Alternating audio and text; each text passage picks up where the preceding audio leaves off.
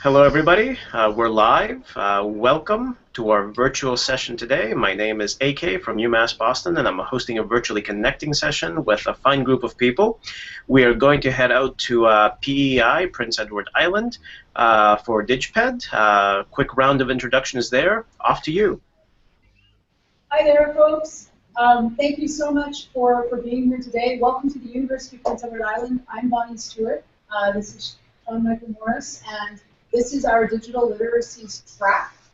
So we're exploring questions of digital literacies and particularly digital storytelling here today.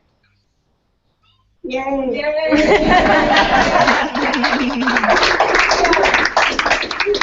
We probably got too many people to go all the way around the room and introduce everybody, but really, no. How about if everybody shouts out their name at once?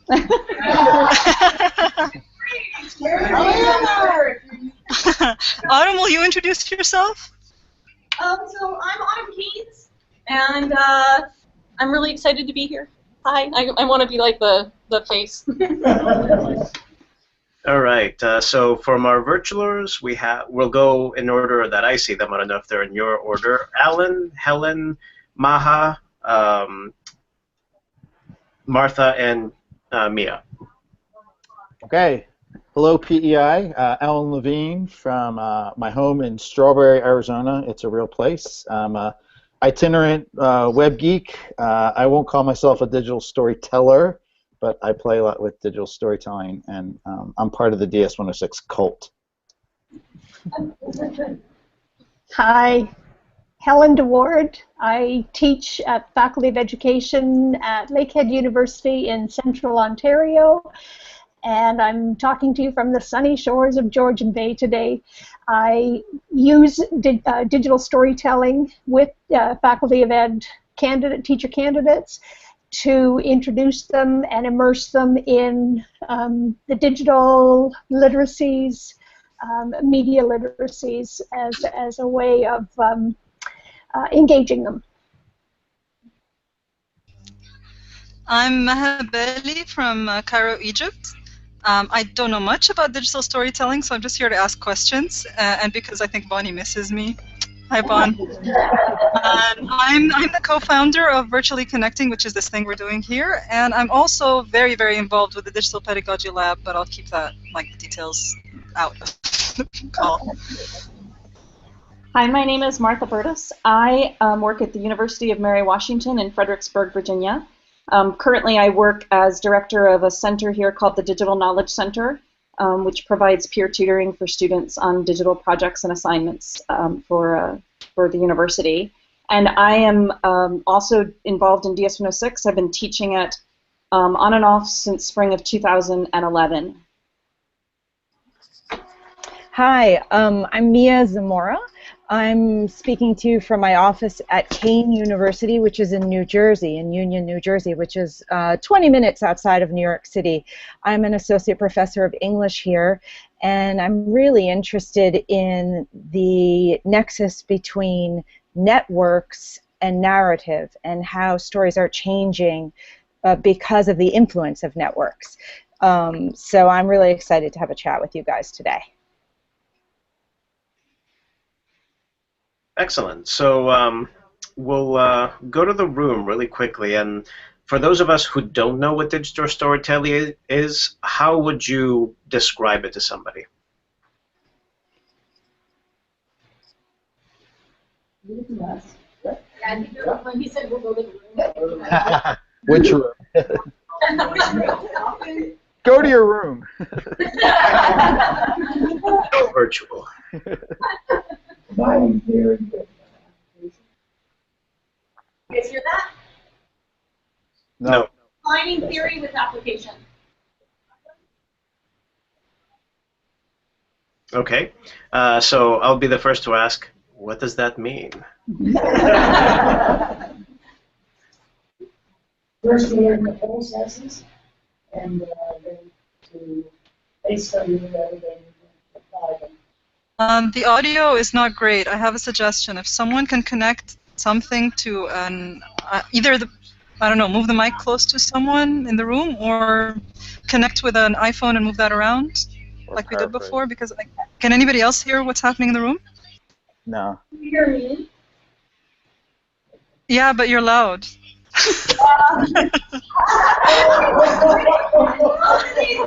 It sounds like you're trying hard. I mean, it sounds like you're trying to be heard, but it's difficult for people to talk like that for a long time. That's all. Create a remote microphone out of my iPhone.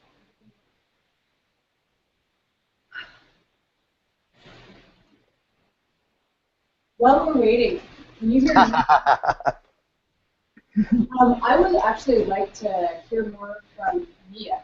Digital storytelling is new to all of us, and we've just been thinking a little bit about how we might apply it, but I'd really like to hear about what Mia was talking about connecting narrative with networks. Would you be willing to say a little bit more about that, Mia, while Autumn works out tonight?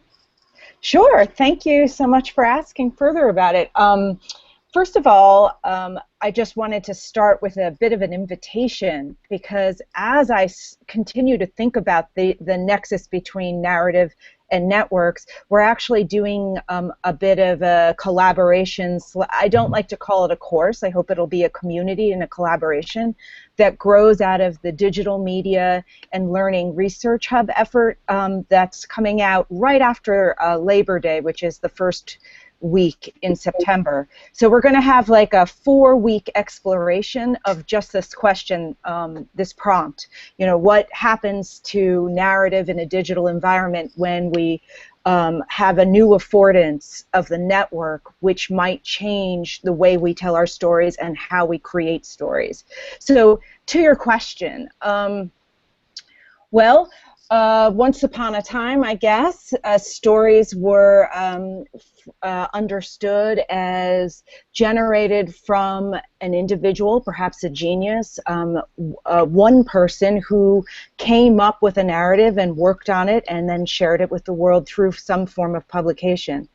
Today, within the context of participatory culture and social media environments, we're able to play, remix, and respond to each other's ideas and kind of fragments of narrative. We can collectively tell stories as a community.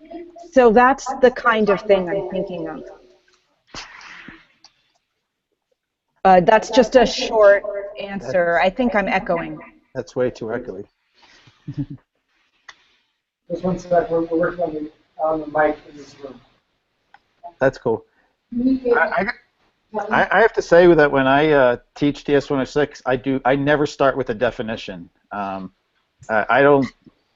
tell my students that they are going to figure it out through 16 weeks or whatever it is of exploration, and I want them to come up with their own sort of sense about what digital storytelling is. So I don't even start to package it in some kind of explanation, except that they're going to learn to express themselves online in a community in various forms of media. And to me, I'd rather say it's a question that we're going to spend this time exploring rather than me trying to proffer an explanation. So I'm kind of anti-definitional. Speaking of DS-106, that was one of the first MOOCs that I did. If you want to call it a MOOC, I don't know. Sometimes it's not a MOOC, AK. That's a dirty word sometimes. It's a dirty word. But I was in DS-106, and one of the things that came up for me is that story for me is kind of intimidating because I need to have a beginning, a middle, an end, some sort of climax, characters. And what I liked about DS-106 was that I could just be inspired by my day-to-day. So while commuting to work, to and from work, school, I'd see something that inspired me, and I would do the daily create, and that would be my micro story. And I didn't have to fill in all the things that intimidated me that seemed like something that would take more time out of my day. So when I think about the definition for DS-106, and this isn't a definition that I would widely share when I talk with students, but it's something I keep in the back of my mind as a way to understand how I teach DS-106 and how I experience DS-106 and how I hope students experience it, which is that for me the storytelling piece of that is less about kind of traditional understandings of definitions of narrative and story, and very, very simply put, it's about making meaning. And I hold those two words in my head a lot as I'm teaching DS-106, that what I'm trying to do is help students learn how to make meaning. And that helps me to step away from this whole idea that, as you mentioned, as you speak to, AK, of this being a very overwhelming process. Making meaning can be as complex as that whole formal understanding of narrative and storytelling, but making meaning can also be something very, very simple and very fast, but also very meaningful. Because often when we say digital storytelling, we're not talking about a product, the story, the piece of media.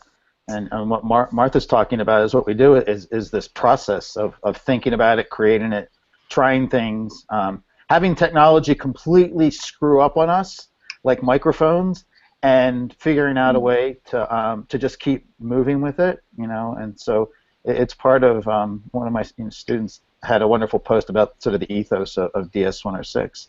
And it's really not about the story, this beginning, middle, end thing. You know, when we used to talk about in the beginning, I love this framing of contrasting. I love the work that the Center for Digital Storytelling does. It's very powerful. But for a lot of people, Jim would always mock, you know, say, oh, it's that, you know, 5-minute video of how the kid lost his dog and what it meant to him. And it's not to belittle that, but it's to say that there's so much more to storytelling, especially when we take it on the web, as Mia is referring to, that completely blows the doors off of story being this beginning, middle, end thing. Can I jump in? Because we mentioned what DS-106, that it was a digital storytelling, initially a course, and then a community out of the University of Mary Washington, but I was not deeply involved with the history. Sean was. So whoever, Martha, Alan, could you just give us like a brief historical from big picture where you began from to complete outsiders, so that we can contextualize what you're saying? It's gonna sound like Charlie Brown's teacher, probably. Well, I'll jump into that. So DS-106 is, I like how Mia put this, calling it something a community rather than a course, because I always like to think of DS-106 more as a community, definitely not as a MOOC. It is a community that originated around a credit-seeking course here at the University of Mary Washington, a computer science class in digital storytelling that Jim Groom had taught for about a year, when in the spring of 2011 decided to open it up online and invite anybody to participate. And that was the first time. I actually just happened to be teaching it for the first time that semester when he decided to do this grand experiment. So I've never taught it any other way except as part of this larger community experience. So we have students here at Mary Washington who take a course for credit and who we work with in a more traditional course-like way. But anybody online can participate, and participation can mean all kinds of different things. We have a very active Twitter hashtag at DS-106. We have, there is kind of an open curriculum that Alan has developed that allows anybody to kind of jump in and follow along with the DS-106 experience, which generally is based on this idea of practicing regular creativity. We kind of deal with it on a weekly basis, but it's not meant to be as structured or as rigid as that might sound. And we do deal with it through various genres. So we have an assignment bank of probably at this point over 500 assignments, media assignments grouped into basically grouped into genres such as design and images and video and audio and writing. And depending on who's teaching DS-106, we will sort of cut and slice those assignments in different ways and present them in different ways. We've taught it a number of times through a larger narrative lens. So Alan and I taught DS-106 in the summer of 2012 as a summer camp, with everybody in the class being assigned to bunkhouses and kind of doing a traditional summer camp experience, but with a strange narrative that was unfolding in the background that Alan and I were a part of. Jim did the notorious Summer of Oblivion in 2011, which revolved around the character Brian Oblivion from the movie, and the name always Videodrome. And Jim and Paul Bond have taught it through a couple of different lenses. Last spring, I taught with them a noir-based DS-106 called Noir 106, which was really fun too, where our students all developed noir characters. So we have, at the center for us, we have sometimes these credit-based classes, but anybody really can jump in and participate and be a part of that community, which I think is the magic of DS106. There's also a spin-off radio station, DS106 Radio, that many of the community members are very active in. And I should mention that while we teach it here at Mary Washington, lots of other schools have taught classes around the DS106 framework using the website and the hashtag in the community as a foundational piece of their course experiences, whether those be digital storytelling classes or digital media classes or what have you. So yeah, that's DS106. And one of the fundamental characteristics This is part of it. Yep. It really is. Yep. It's happened. That's actually part of the story. Yeah. Are you there? That participants basically do their work not in a centralized system, but they do their work Blogger, Tumblr, etc. And so a big piece of it has always been that what we're also teaching people is how to learn and create their own digital presence online and crafting that. And talking, not only this is my audio file, this is my poster that I created, but actually writing about the thinking behind it and the process of creating it. And then the DS106 site is built to aggregate all that stuff into a big pile of things. And Is then Sean's hand raised? I can't tell. Please have a question in the room. Someone's going to have to repeat it closer to the microphone, please. Okay, that's all right. We can do that. That's a good spoken. There's a question over here. Oh, sorry, it's Alana in the virtual room, and it's more of a comment. My colleague Terry Green, who's on Twitter and listening online, he used your assignment bank for a makerspace that we had at our community college, where we wanted to get our faculty engaged in creating their own content and having fun and playful about it. And so we accessed the assignment bank and had a lot of our faculty participate in a fun way in a makerspace. And that worked really well. Terry is great. He's one of these people who kind of wandered into DS106. He got a little bit infected with the virus, and totally infected.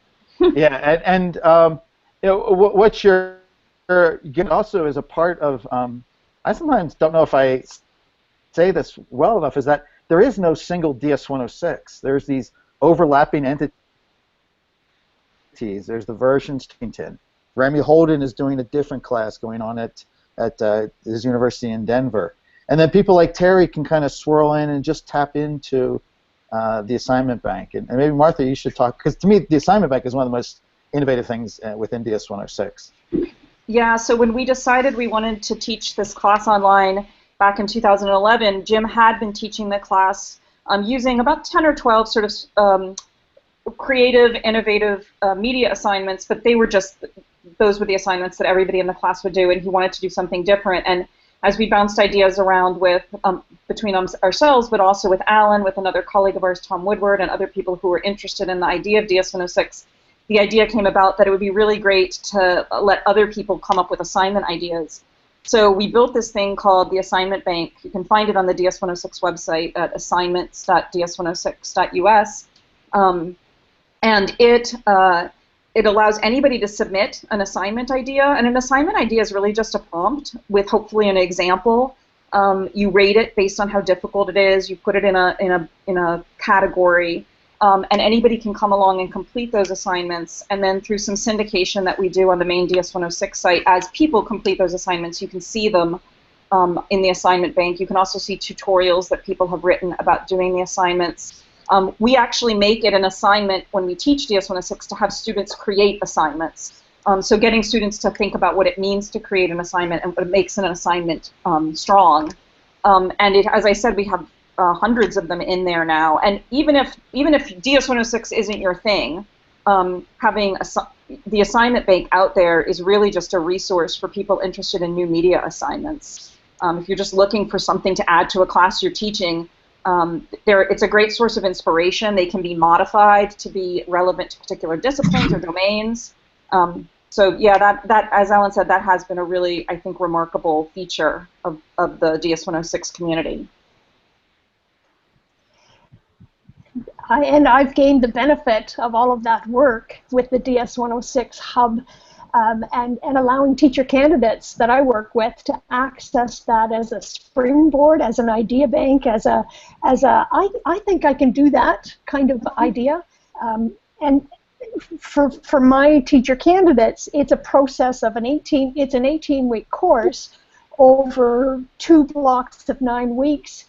And they're fully immersed in the process, and I'm going to echo what Alan talks about. It's not the finished product, but it's the transformation of those individuals as they go through the process, and the struggles they go through, and the support they give each other, and the failures, and some of them even to the point where the story changes dramatically the closer they get to the due date, and I say, yeah, you have to stop somewhere. You have to have an end point to this, because the stories will continue if you don't have an end point for it. But it's that whole reflection and peer interactions and support that they do with each other as they struggle through finding their story and leaving it so open-ended that they have to write their own stories, as opposed to, dictating or having a story told, you have to do it this way and it has to fit in this box. And then the flip for my students is that they have to take it from 2 different perspectives. They have to wear the teacher hat and they have to wear the student hat. And they have to be comfortable with those uncertain spaces. So that's the challenge in the storytelling process. So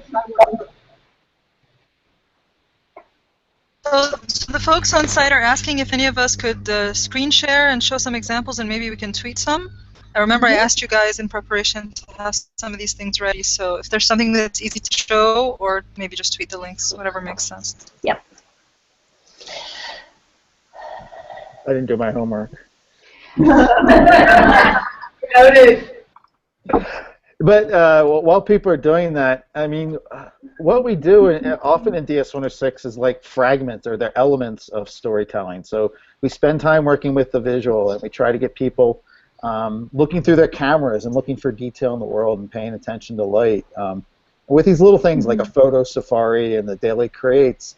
And the best thing that happens is people start, as they're going about their days, they're looking at the ground and looking for patterns, or they're noticing shadows. And what they're doing is they're looking at their world differently with this critical eye. I mean, I do this all the time because I like photography, and I'm always looking at the ground. The other day I actually found $20 while walking my dog. But this thing about paying more attention is really an enriching experience, and I hear it a lot in the students' feedback. And the same thing happens when we do audio. When we tell the students we're going to do the audio, we start hearing from them, oh, I'm going to hate audio. And because people associate audio with the sound of their own voice. And through the things that we teach them, we have them do sound effect stories, and we have them produce a radio show. What they don't realize is that audio is something that you cut and paste and apply styles like you do with text. And then they start to realize that you manipulate audio in a way that's like text, or even put layers onto it. So an animated GIF is not a story. But in doing an animated GIF from a movie scene, you're zeroing in on a key part of the plot, or a key part of the character development. So all these little things are just ways about learning to look at media more closely, pay attention, and then start to put that together into a larger whole. It's an interesting way to think about it. It reminds me a little bit of my own college experience, where there used to be this program called Sound Edit 16 back in class with Classic Max, and what I used to do that I haven't really thought about it until Alan just mentioned it, was take pieces of music, commercial music, and then mix it together into specific pieces and compositions with sound effects and with different types of fading in order to convey a story or emotion. I never really thought about it as making a story. It was just taking songs that I liked and mashing them together.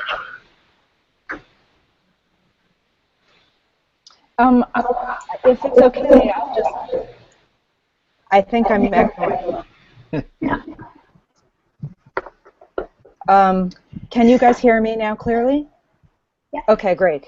I thought at this point I might just add a few comments about how stories change when we develop them in collaboration, and how the digital has provided a new kind of affordance through certain technologies. We can connect and think about stories and produce them together and collectively.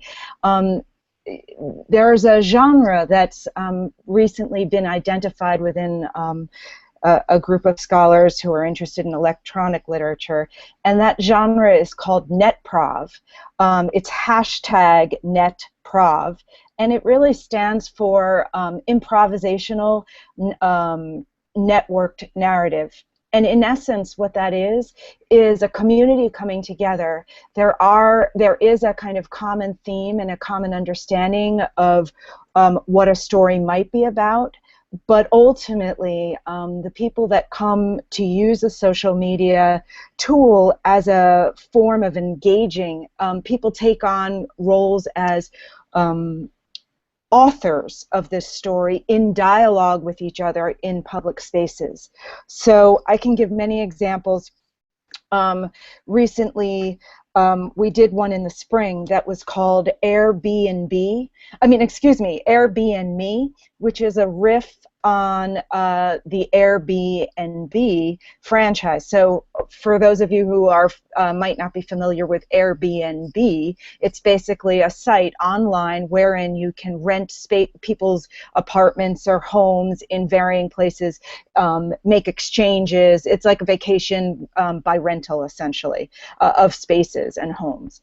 So in the Airbnb netprov, what we did is that we kind of flipped it a little bit, and we said that people would be renting their lives and renting their identities. So everyone who did the netprov created characters and profiles, and then ultimately there was a kind of like a central site, and then people could essentially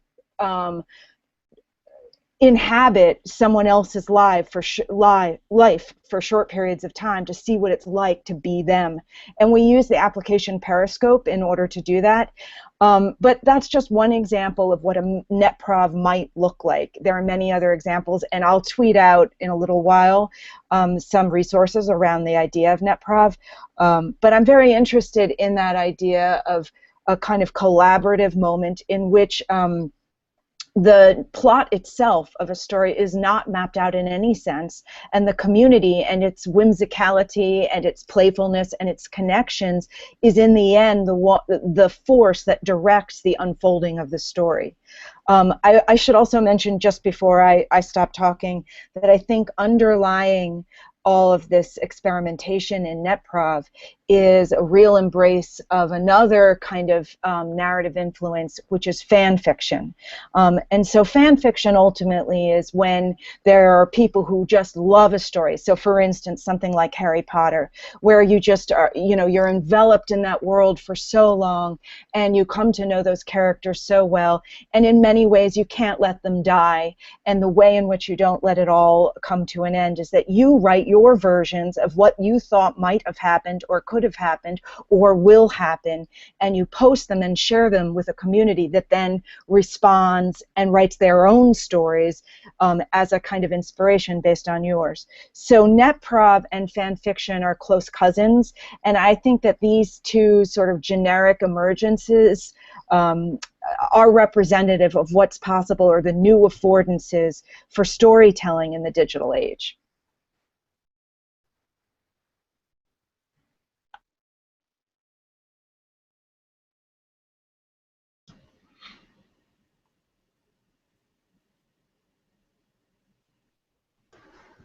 Any questions in the room or comments, ideas?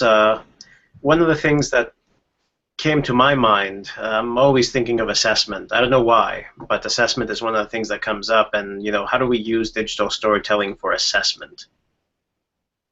Can we use it for assessment?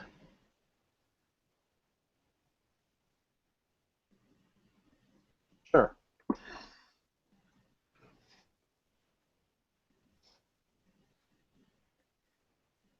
Nope. Are we having microphone issues? No, can hear you loud and clear. I tend to use the digital storytelling as a piece.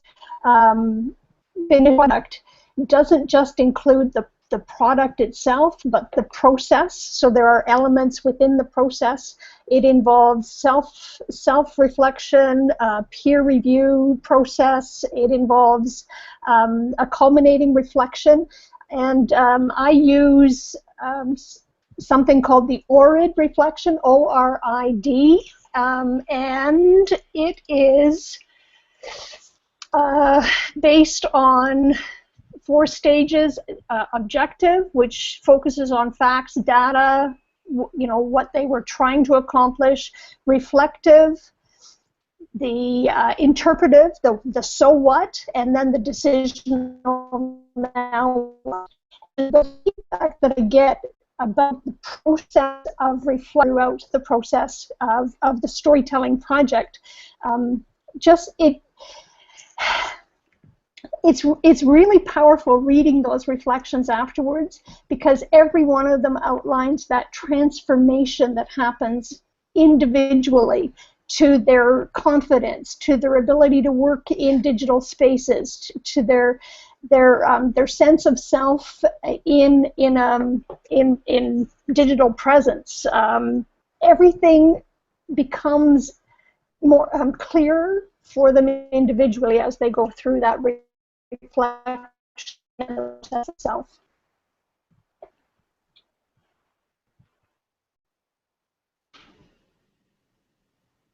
No sound audible. Let's do a quick mic check in the room to see how things are going. Nope.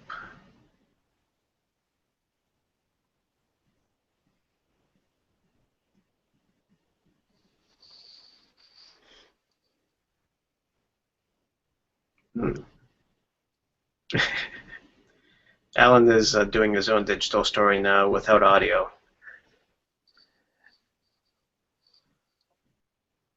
Okay, well, I'm just going to tell folks in the room, well, we can't hear you at all, Autumn. So, I don't know, tell us something on Facebook or something. You're going? Facebook. Okay. Facebook. Yeah, that's how we talk when... What? That's my daughter, sorry.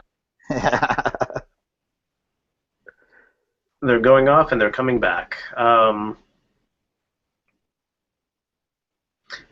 It was very interesting what you said, Alan, about the audio, because as I mentioned earlier, I'd never really thought about what I was doing as a type of story, but it makes sense. I mean, it has a beginning, a middle, and an end. It's a story. Hey, Autumn. Do you have me? Can you hear me? Yes. Yep. Sweet. Excellent. Woo, woo, woo. Fixed it. Good, restarting works. So I was just saying that we just created a Google Doc that I'm just going to share very quickly with people on site. And I'll put the link to that Google Doc in the Slack channel too. All right, that's good. I'm just going to share very quickly so you can hopefully... Are you guys seeing it? Yeah, we were for a second, and Autumn is going to put the link in our Slack channel for Digital Literacy, so people can access it and click through and check stuff later. Yeah. Okay, so it has a short link also, bit.ly/digpadds. It looks funny with the double D, but you don't need. I mean, oops. How do I stop screen sharing? Oh no. Just click the button again on the left. It used to look like that. I can't do it anymore. Oh, okay, fine. Got it. Okay. The other thing about audio AK is I find is the first part about doing any of these media units is not using the media. It's reading or paying attention. So when we do video, we have people look at movie scenes and learn to analyze, try to look for camera angle and things. And so when we teach audio, I have my students listen to different kinds of audio shows because there's certain conventions and techniques that they don't have to use. But maybe. It reminds me a lot of... People don't even know about Foley. I have them do this great Foley assignment where they have to create the sounds for a silent Charlie Chaplin film with things that in their kitchen. And so they're running around at night going, and so sound is manufactured. And so people sort of, it's again like the camera part, it's with sound and video, is that there's a lot of nuances in really good media production that are so good you never notice them. And so beginning to notice those things is really a helpful technique for then trying to figure out how you can apply them to your own work. And that reminds me a lot of, in language, you have different linguistic registers. So you write differently for a newspaper than you do for an academic paper. You speak differently with your friends than you do with your academic colleagues. And starting to notice all these differences in text or different types of text reminds me, it seems very similar to noticing in different types of media. Yeah. AK, can I jump in? Two things I wanted to, before we close, because we want to have a little bit of time here in the room to both break down the experience with people and also raise some of these questions. But I did want to go back to both your question about assessment, because I think that given that a lot of people are thinking about how to use this potentially in a course setting that isn't necessarily open, right? And this goes back to also what Mia had said with NetProv and some of the play elements. My two questions are this. One, how do you encourage participation in spaces where people are not volunteering to be part of this, but essentially have to be part of a class, right? What are your experiences with getting buy-in from students and helping them build the sense of trust required to play? Because we don't always ask people to play in course settings. And two, then how do each of you navigate the issue of assessment, or do you? The first part, what I learned from my mentors, Barbara Ganley and Jim Groom, is I do the same work I ask my students to do. So I'm actually doing the same assignments that I'm asking my students to do. So your first reaction is going to be, that's a lot of work. And I don't do it all, but I do engage with them in the things that I'm asking them to do. And so I'm a participant and a teacher at the same time. And that's what our open participants add to the course. The other part about assessing is I'm never assessing on people's artistic merit or things like that.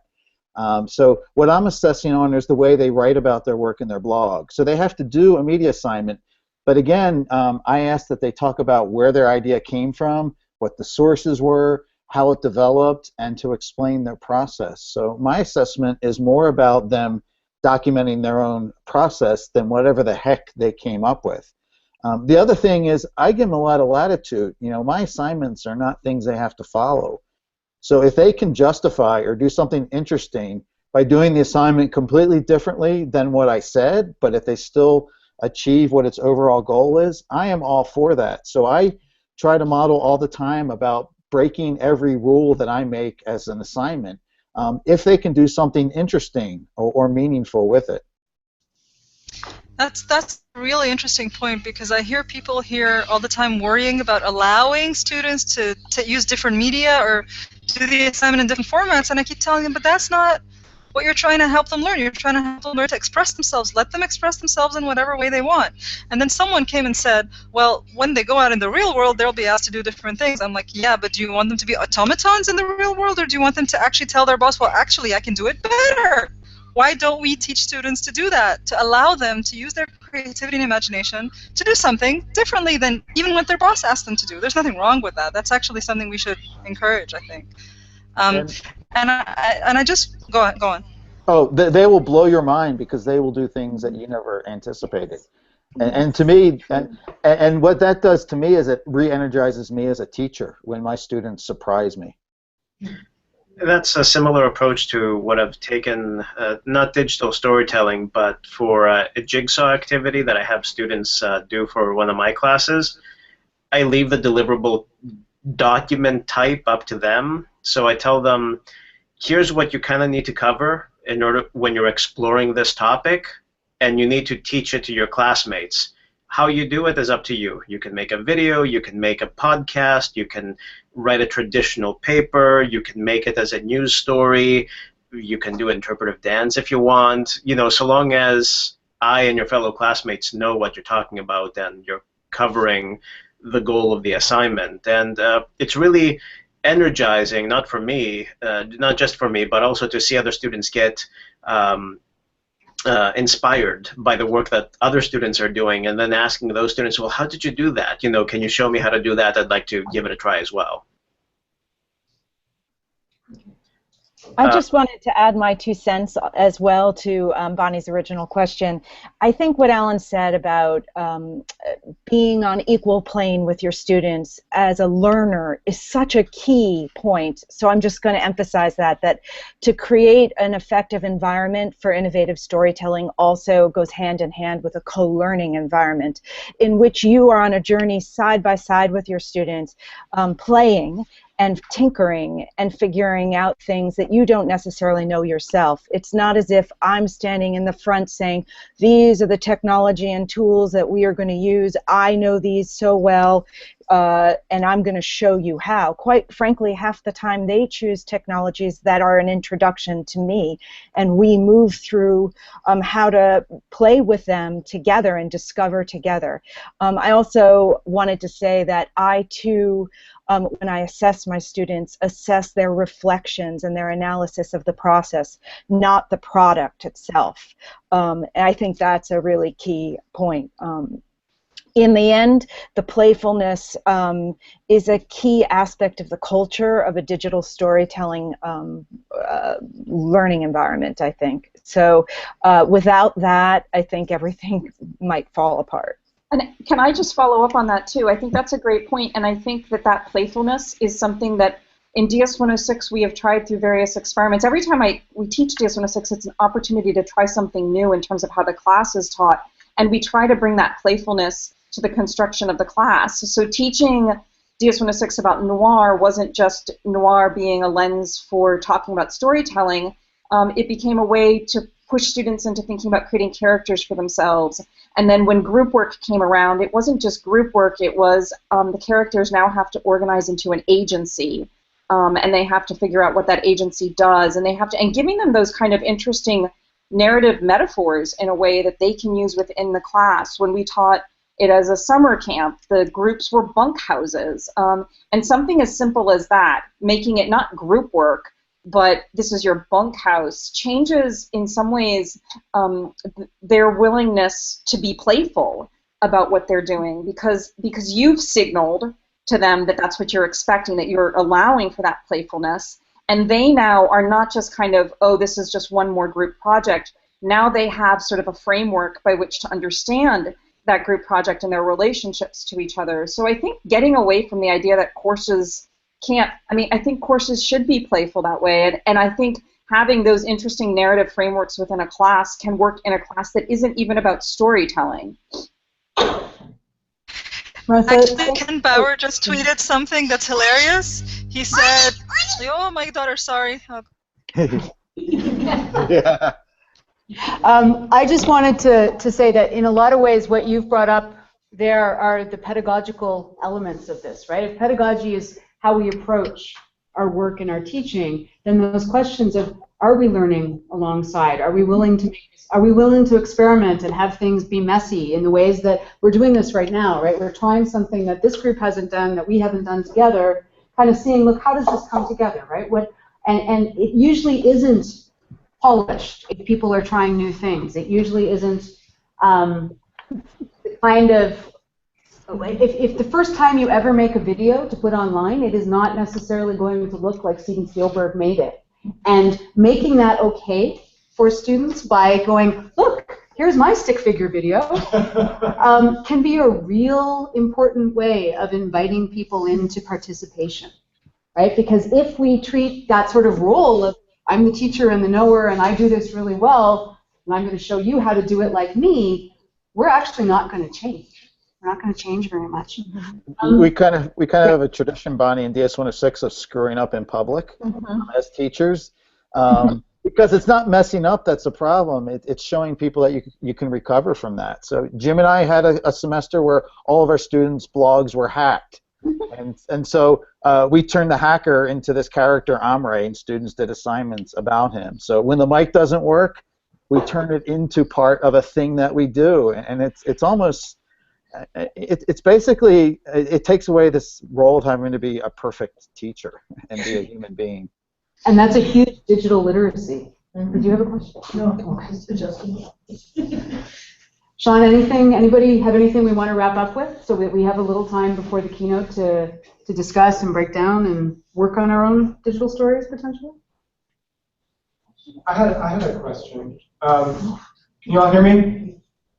Can you hear Sean? Yep, cool. This morning we were talking a little bit about embodiment in digital spaces. And I'd be curious, Martha, when you talk about the bunkhouses and that sort of thing, when you first referred to the bunkhouses, I thought, oh, they actually had bunkhouses. and I thought, that's so cool. So I was actually wondering, and Mia, you might be able to talk to this too on the network side of things, how students, how that embodiment might play or not play into students working together. I'm so glad you asked that. It's like you're a plant. So, because here's the thing, the summer that we did, it was Camp Magic MacGuffin was the name of our camp. The summer we did Camp Magic MacGuffin was also the year that Minecraft was really breaking big in higher ed. So we actually had a Minecraft install, and they built bunkhouses in Minecraft. And that was a component of the class. And I will be perfectly honest, not every student got as into that as every other student, but the open online participants were in there as well. So because we wanted to get at this idea that, yes, the bunkhouse was a virtual construct and it was a practical construct, but what if it was more than just that? What if they were actually constructing? And what would that look like, and how would that change the dynamic of a group, and what would that feel like? And if it says anything about how we worked, the first day Martha and I sat down to talk about our summer class, we designed our T-shirts. Yeah, and the rainbow logo for Camp Magic MacGuffin. That was the first thing we had to do. Yeah. So did you find that having those virtual bunkhouses in Minecraft, did you find that actually helped bring the group together? For the groups that got into it, absolutely. Not every bunkhouse got into it as much as every other, but there were 2 or 3 bunkhouses that really went to town. But the thing is, and the thing is, Sean, it didn't break the experience if they didn't grab onto that as a metaphor. So you don't want to make it a forced metaphor. So and so it's basically just a group. And so if people don't want to play along with the metaphor, they don't lose anything out of the experience. Right. They literally had bunk beds. That's cool. And for my groups, the course that I teach, we talk about the Digital Sandbox, and you have to get in and you have to build with the sandbox, and things will fall apart, and we bring in little plastic shovels and pails that they can play with while they're creating their digital elements. I think we're going to wrap up, you guys. If there's not any other questions, does anybody have any questions or anything that they wanted to add? Any last thoughts? Last thoughts, comments?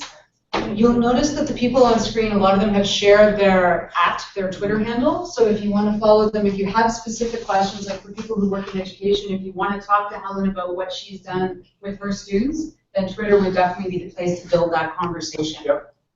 And they did start a Google Doc with some of the links that they wanted to share, and they put that in the Slack channel, so that's there too. Mm-hmm. Would you all who are on screen, would you all make sure that your Twitter handles, if you want to share them, your Twitter handles in the Google Doc? Yes, it's a great idea. So people can be able to reach out to you if they have more questions. Okay. And you can also find us on virtuallyconnecting.org, all one word. Excellent. Thanks, you guys. Thanks so much. Thank you. And all right, so they're gone. Okay. But they're saying, don't clap. Now the party can. It's like being one of those airplanes that you go to, like in certain countries. In Mexico, guys, where I want to invite Terry. I want to invite Terry Green into, if he wants. I'll try. Sure. Is there a link to the Google Doc, guys? Because I missed it. It's in the chat. Yeah, it's Oh, okay. bit.ly/digpedds. It's in the Slack in the chat. In the Slack. In the which Slack? Oh, in Slack. There's I'm several looking in our Slacks, here. right? There's the PEI Slack, and we're still live, right? We are still live. So what I wanted to ask is there anything else that people want to talk about live, or shall we bid adieu until the next virtually connected session? I'll hang out. I can stay for a little bit. I have to run for a little bit, but I just wanted to say that I'm glad to see everybody, and I'm really glad to meet you, Martha. I've wanted to meet you for a while. And AK and Helen, AK, it's so good to see you, finally. And Helen, it's good to see you again. And Alan, I'll see you again. We're planning something that is so secret that we don't know what it is. Exactly. But thank you, guys. It was great to meet you. And with that, I'll cut the live feed. Join us later today for another virtually connecting session. And until then, be well. It's not today. It's tomorrow morning. Right? There's Audrey Waters live in a few minutes. That's the keynote, and then tomorrow morning, very early in the morning, right? Yeah, that's 4 a.m. For you. So yeah, you might want to go see the live Audrey Waters presentation. So anyway, see you at the next virtually connecting.